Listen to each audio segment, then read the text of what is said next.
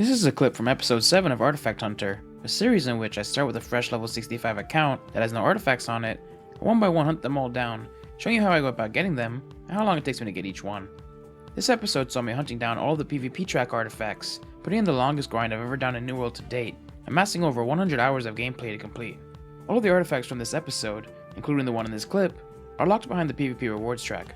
First, I'll show you the clip of what track I got the artifact on, including a bit of info about it, and what it looks like. And then, I'll briefly go over how the PvP track system works currently, followed by the method I used to go about getting this grind done as quickly and efficiently as possible, from PvP XP to Azoth Salt. If you'd like a more detailed look at the process, check out the full episode, which will be linked at the end of this video. Now, let's get into the clip. On track 62, I got the Medium Headwear artifact Old Crown. This artifact comes with the unique perk of Royal, which gives you plus 11 to all attributes. Plus, you'll get an energized spectral ward in the gem slot, plus 2 more gems in the Immaculate Onyx and the Immaculate Opal, with a final perk of your choice. Looks-wise, it's a bit basic looking, but I can see it working well in a variety of different transmogs. Let me go over how the PvP track reward system currently works when it comes to artifacts. Artifacts can only spawn from checkpoint 3 on a reward track, and only at certain levels. For starters, there's a chance for an artifact on tracks level 29 and 39, and then, from tracks 50 to 200, there's a larger chance. When it comes to the percentages, we have Zelenin over on Reddit to thank for these numbers. We have a whopping 98% chance at an artifact from tracks 50 to 99, and the odds decrease significantly after that, as seen on screen. Along with that, you have to take Azoth Salt into account, as each artifact will cost 50,000 salt to unlock, and with them dropping so frequently from tracks 50 onwards, you'll constantly be running out of Azoth Salt, due to its 100,000 salt cap. But now that we know how to get the artifacts, let's go over my plan to hunt them all down. First, I had the insane grind up to PvP track level 50 so I can start knocking them off, with hopefully 1 or 2 before then from tracks 29 and 39. Getting one on either of these tracks would help out massively, as during this grind, I'll be finding myself at Azoth Salt cap frequently, so to be able to spend 50,000 salt and start earning more again will save me a bunch of time in the long run. Then, once I hit track level 50, my grind will be more based on getting Azoth Salt, as I'll want to unlock 1 artifact per track level from then on, and I'll be getting track levels a lot quicker than I will be getting 50,000 salt.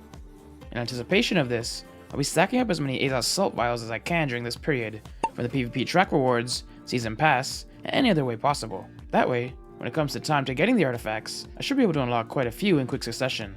But what will I be doing during this period to earn PvP XP and level my PvP tracks? Luckily for me, I'm the kind of player who enjoys both PvP and PvE, but with this account not being built that well for PvP, it would make the process a lot more frustrating. So I opted to mix a variety of PvE and PvP methods, depending on what I was in the mood for that day, which I will go over quickly. If I was in the mood for PvP, I'd jump in and tag all the races I could for the day, especially ones my faction was defending in, for higher odds at winning, and therefore more PvP XP. From there, I'd play OPR matches or 3v3s, depending on what I felt like, and when I needed a break, I'd AFK sit on faction control points to get some passive PvP XP. If you're looking for a guide on how I go about faction control points, I'll link one in the video description. If I wasn't in the mood for PvP, or I was getting frustrated with it, I'd focus more on PvE methods, which I'll quickly go over. For starters, there's the Great Cleave missions method, which is a simple and relaxing method for when I needed something less intensive. A video going over how I go about doing this method will be linked in the description as well, and at the end of this video. Or, I would join OPR matches and just build up bases while avoiding PvP, which I also have a guide on that will be linked in the video description for those of you who want to PvE and OPR. Then, like previously mentioned, when I needed a break from the game, I'd sit AFK on faction control points to gain some passive PvP XP. I did a combination of things to get my salt.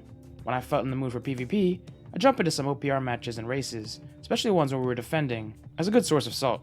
Or, if I wasn't in the mood for PvP, I'd farm corrupted breaches while flagged up, getting 1,500 salt every couple of breaches closed. Plus, I would run the previously mentioned Great Cleave missions method on occasion as well, to change things up.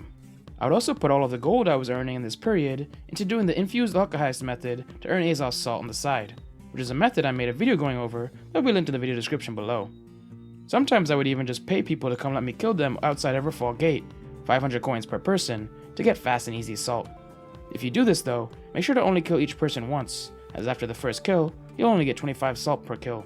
I would get anywhere from 400 to 2,300 salt per kill doing this, but every once in a while, kills would only give me 25 salt, so this is a very all over the place and expensive method.